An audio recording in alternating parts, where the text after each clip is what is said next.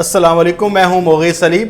आज शेख रशीद साहब की एक धुआंधार प्रेस कॉन्फ्रेंस हुई है। उन्होंने वो दो नाम ले लिए हैं जिनके बारे में लोग पूछ रहे थे कि वो दो नाम कौन से हैं जिन्होंने आर्मी चीफ से मुलाकात की है या इस्टेब्लिशमेंट से मुलाकातें करते हैं।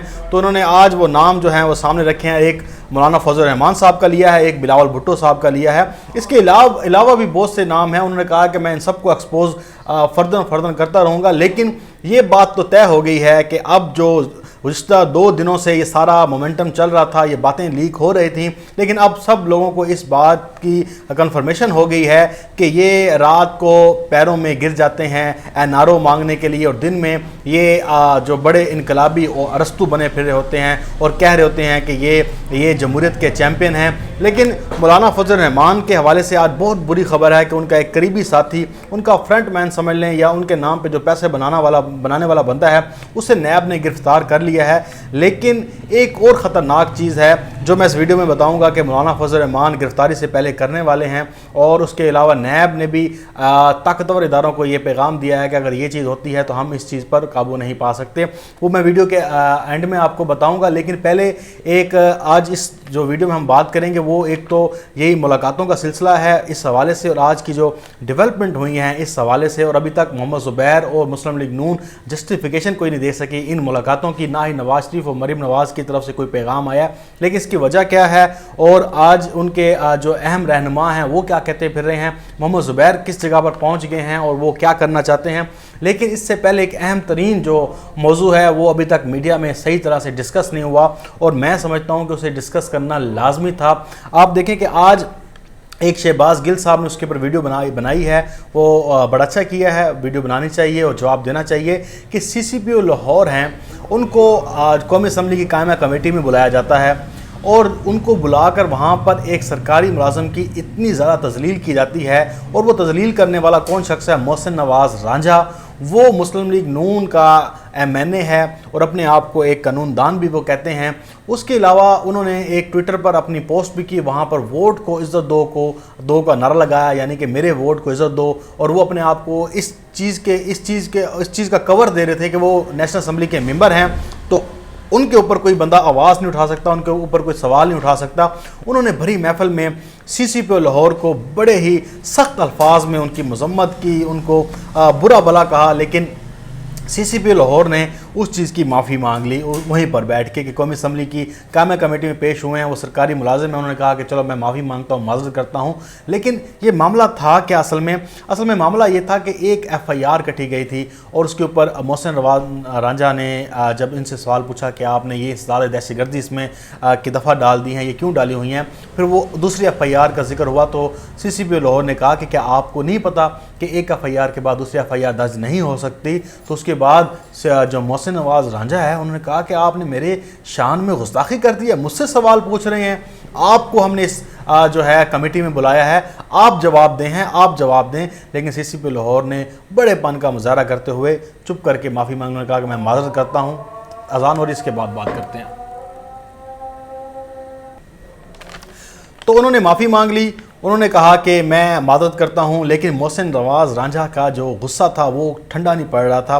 फिर जब हमने इन्वेस्टिगेट किया और पता चला, और एक बाजू भिंडर का नाम सामने आया। बाजू भिंडर मेरे इलाके का ही है, वो बहावलपुर से ताल्लुक़ रखता है उसका, और वो यज़मान वाली साइड पे, और मतलब मेरे बहावलपुर के इर्द गिर्द के इलाकों में बड़ा एक खौफ की अलामत थी, दहशत थी, और हम उसका नाम जानते हैं अच्छी तरह से।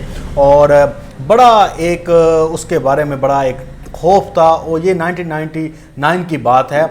और एक उसका अच्छा पहलू भी था। आपको पता है कि जो ये चोर चक्के डाकू या दहशतगर्द होते हैं, इनमें कोई एक सिफ्त भी होती है ऐसी, और वो सिफ्त उसकी ये थी कि उसके बारे में ये बड़ा मशहूर था कि वो शख्स गरीबों की बड़ी मदद करता था।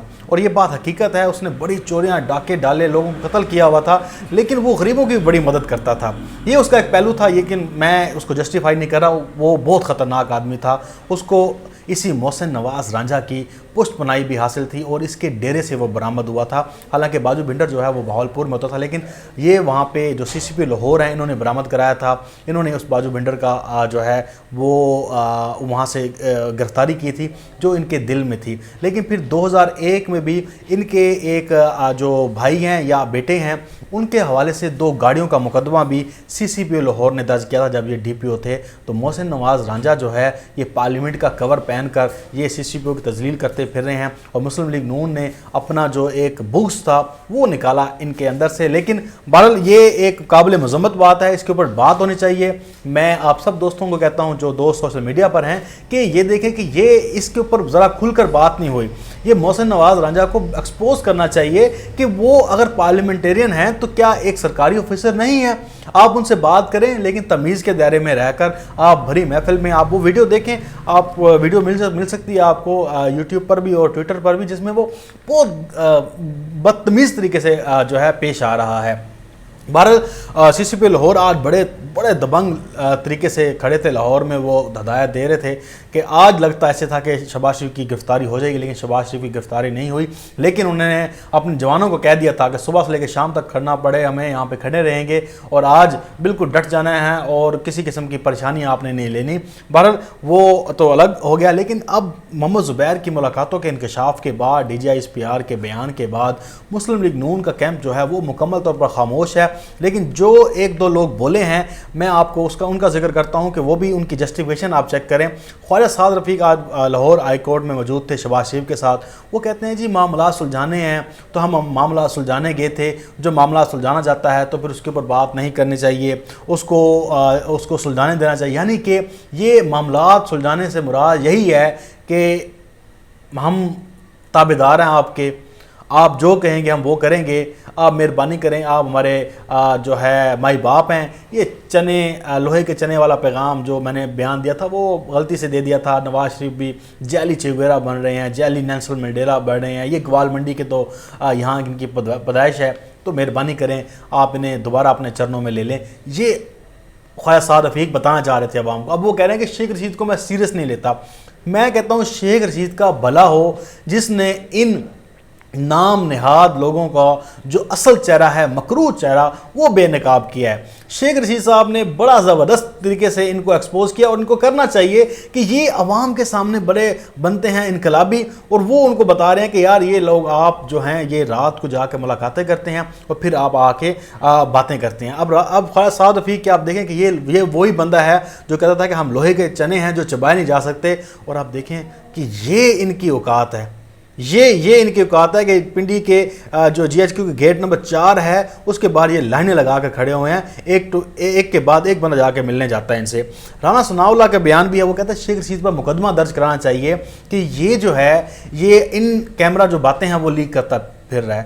اب بندہ تو ان پہ مقدمہ درج کرائے, رانا ثناء اللہ اور مسلم لیگ نون کے لیڈران پہ, کہ آپ لوگ جو جھوٹ بولتے رہے ہو, جو جعلی نعرے لگاتے رہے ہو, اور آپ لوگ جا کے ملاقاتیں کرتے رہے ہو, آپ پہ مقدمہ درج ہونا چاہیے. عوام ان کا احتساب کرے, عوام ان سے جواب طلبی کرے کہ آپ تو ہم سے جھوٹ بول رہے ہیں کہ ہم تو جمہوریت کے چیمپئن ہیں اور ہم چاہتے ہیں کہ سیاست میں اسٹیبلشمنٹ کا کردار نہ ہو. آپ لوگ تو خود ان کو کردار کو بیچ میں لے کر آ رہے ہیں.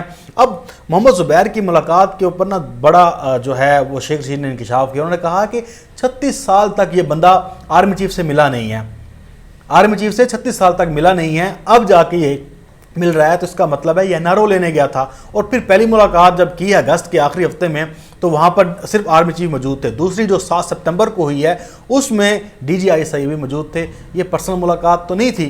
اس کا مطلب ہے کہ یہ واقعی NRO لینے گئے تھے. یہ اب ٹیں فش کر رہے ہیں, یہ کوئی باتیں بنا رہے ہیں. اس کے بعد شیخ رشید نے یہ بھی چیلنج کیا, انہوں نے کہا کہ جو بندہ آگے اس چیز کو ڈینائی کرتا ہے آگے میرے ساتھ آ کے چیلنج کرتا ہوں ٹی وی ٹاک شو میں اس کو چیلنج کروں گا. اس نے الگ الگ ملاقاتیں کی. پھر ایک اور چیلنج بھی ہے, اور ہم یہی کہتے رہے ہیں کہ استعفے دو استعفے آج الیکشن کرائے جائیں گے, اور ان کو پتہ ہے کہ اگر ہم نے آج استعفے دیے تو جو الیکشن ہوں گے, جو ان کی تھوڑی بہت سیٹیں ہیں وہ بھی ماری جائیں گی, اور کیا پتہ سندھ کا جو تختہ ہے وہ بھی الٹا جائے, کیونکہ ویسے بھی لوگ بڑے پریشان ہیں جو سندھ گورنمنٹ حکومت کے ساتھ کر رہی ہوتی ہے, بڑے ڈرامے بازیاں کر رہی ہوتی ہے.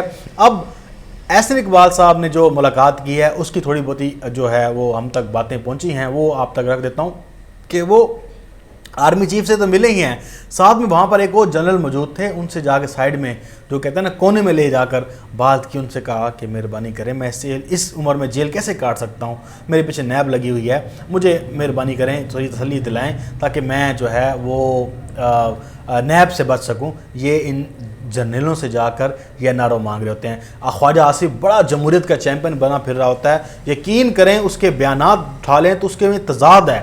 خواجہ آصف جیسا جھوٹا شخص، میں نے مریم نواز سے بھی بڑا جھوٹا شخص ہے وہ ایسے پیش کرتا اپنے آپ کو، ہم چیمپئن ہیں، ہم جمہوریت لگا رہے ہوتے ہیں، اور وہ بندہ الیکشن کی راتوں میں فون کر رہا ہوتا ہے، احسن اقبال کے ساتھ جا کے ملاقاتیں کر رہا ہوتا ہے، اکیلے میں ملاقاتیں کر رہا ہوتا ہے۔ اور میں سمجھتا ہوں کہ اگر جی ایچ کیو کی جو سی سی ٹی وی فوٹیج ہے وہ اگر باہر نکل آئے، ان سارے جو یہ جو جیلی موزز شخصیات بنی پھرتی ہیں، یہ سارے بے نقاب ہو جائیں گے، اور ان کا کٹا چٹا جو ہے وہ آ کر سامنے آ جائے گا، اور لوگ ان پہ تھو کرنا چاہیے ان پہ۔ لیکن میں ابھی بھی بڑا تھوڑا سا پریشان ہوں کہ اس کو مسلم لیگ نون کے جو کارکن ہیں وہ ابھی تک ڈیفینڈ کر رہے ہیں سوشل میڈیا پر کہ یہ ملاقاتیں جو ہیں نہیں ہوئی ہیں، یوں پلان ڈھینگ۔